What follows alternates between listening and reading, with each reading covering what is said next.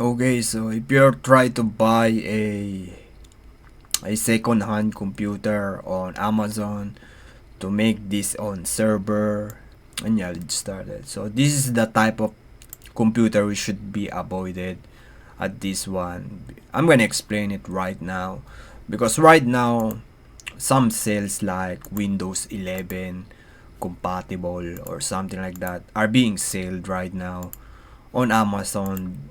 And so what kind of CPU are compatible on Windows 11? So only chip from Intel 8 generation or newer will be compatible on Windows 11. If you're like, if you still have like Core i7, like I have Core i7 7th gen and 6th gen, I have it. Those things are will not work until 2025. So when does Windows 10 support end? October 14, 2025. So until 2025, it's almost 3 years if you're watching this. It's 2021 and 1 week before now, we're gonna go on 2022. So 3 years from now, you should be upgraded to Windows 10. And don't invest on old computer and second hand. Those things will not work on 2025. That's why they sell these things right now, because first generation to seventh generation CPU are don't work on Windows 11. So that's the future that we're gonna get. If you think about it, we're still on pandemic. We have shortage on factory that makes, for example, like PS5, Switch. Those two are still out of stock anyway. Even like graphics card are out of stocks anyway. So the demand is so high, and the demand is so high, so there's a low like supply anyway. And you know what will happen if that? The price gonna be sky high. And before the pandemic, it's so cheap, like to buy it on Dell. Maybe in 3 years, 2 years from now, because Windows, like I told you, Windows 10 support and on this time of frame. If you're gonna buy it, you should buy it right now because it's still cheap anyway. And if you're gonna upgrade on that, that's gonna cost you a lot because high in demand. So that's what I'm saying. We're gonna upgrade on that. We're being pushed to buy this thing until 2025.